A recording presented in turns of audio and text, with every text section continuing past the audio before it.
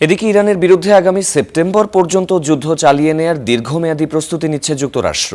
এই লক্ষ্যে প্রতিরক্ষা দপ্তর পেন্টাগন বাড়াচ্ছে গোয়েন্দা কার্যক্রম। বৃহস্পতিবার ট্রাম্প দাবি করেছেন, নির্ধারিত সময়ের আগে ইরানকে এমনভাবে ধ্বংস করা হচ্ছে যা মানুষ আগে কখনো দেখেনি। তার দাবি, ইরানে এখন কোনো বিমান বাহিনী নেই, কোনো আকাশ প্রতিরক্ষা ব্যবস্থাও নেই।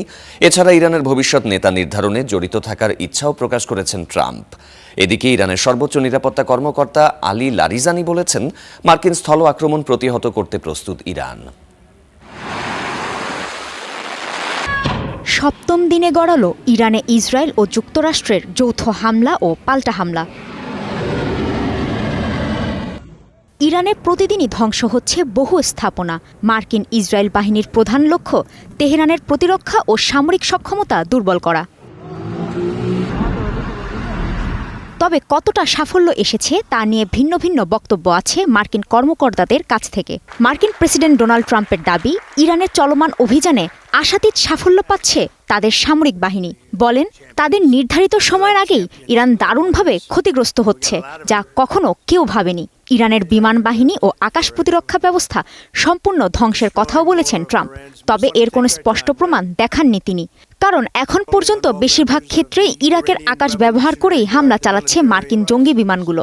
এখনও এড়িয়ে চলছে ইরানের আকাশ সীমা। পূর্ব নির্ধারিত সময়ের অনেক আগেই ইরানকে সম্পূর্ণভাবে ধ্বংস করেছি। সেখানে এমন মাত্রায় আঘাত হানা হচ্ছে যা আগে কখনো দেখেনি। আমরা প্রতি ঘন্টায় ইরানের ক্ষেপণাস্ত্র ও ড্রোন সক্ষমতা ধ্বংস করছি। তাদের নৌবাহিনী কার্যত ধ্বংস হয়ে গেছে। আমরা 3 দিনের মধ্যে তাদের 24টি জাহাজ ধ্বংস করেছি। তাদের বিমান বিধ্বংসী অস্ত্র ধ্বংস হয়ে গেছে। ফলে তাদের আর কোনো বিমান বাহিনী নেই, তাদের কোনো আকাশ প্রতিরক্ষা ব্যবস্থাও নেই। ইরানের রেভলিউশনারি গার্ড কোর IRGC-কে আত্মসমর্পণ করার আহ্বানও জানান ট্রাম্প। অন্যথায় ইরানে প্রাণহানি বাড়তেই থাকবে বলেও হুঁশিয়ারি দেন তিনি। এদিকে ইরানের ভবিষ্যৎ নেতা নির্ধারণেও জড়িত থাকার ইচ্ছা প্রকাশ করেছেন মার্কিন প্রেসিডেন্ট, যাকে ইরানের শাসন ব্যবস্থার পরিবর্তন হস্তক্ষেপের স্পষ্ট ইঙ্গিত বলেই মনে করা হচ্ছে। মার্কিন সংবাদ মাধ্যমে দেয়া সাক্ষাৎকারে ট্রাম্প বলেন, খামেনির ছেলে মোস্তফা খামেনিকে তিনি ইরানের নেতা হিসেবে গ্রহণ করেননি। ভবিষ্যতে কে দেশটির নেতা হবেন তার নির্ধারণে জড়িত থাকতেও চান মার্কিন প্রেসিডেন্ট। ইরানের ভবিষ্যৎ নেতৃত্বের উপর আমার একটা বড় প্রভাব থাকবে, নতুবা তাদের সাথে কোনো মীমাংসা হবে না। মোস্তফা খামেনিকে সামনে নিয়ে এসে তারা সময় অপচয় করছে। খামেনির ছেলে আমার কাছে অগ্রহণযোগ্য। এমন একজনকে চাই যিনি ইরানে সম্প্রীতি ও শান্তি আনবে। তবে যুদ্ধ পরিচালনার মূল দায়িত্বে থাকা মার্কিন প্রতিরক্ষা মন্ত্রণালয় বলছে অন্য কথা। সফলভাবে যুদ্ধ পরিচালনার জন্য প্রতিরক্ষা দপ্তর পেন্টাগনকে বাড়তি গোয়েন্দা কর্মকর্তা নিযুক্তের অনুরোধ করেছে মার্কিন সেন্ট্রাল কমান্ড। এতে বলা হয়েছে, এতে সক্ষমতা বাড়বে, যা অন্তত 100 দিন বা আগামী সেপ্টেম্বর পর্যন্ত ইরানের বিরুদ্ধে অভিযান চালাতে সহায়তা করবে। মার্কিন সংবাদ মাধ্যম পলিটিকোর এক প্রতিবেদনে উঠে এসেছে এমন চাঞ্চল্যকর তথ্য। মার্কিন প্রতিরক্ষা মন্ত্রী পিট হেগসেত এমনই এক ইঙ্গিত দিয়েছেন তার বক্তব্যে। যদিও মার্কিন প্রেসিডেন্ট ডোনাল্ড ট্রাম্প চলমান হামলা 4 থেকে 5 সপ্তাহ বা এর চেয়ে অনেক বেশি সময় ধরে চলতে পারে বলে উঁচু গলায় ঘোষণা দিয়েছিলেন।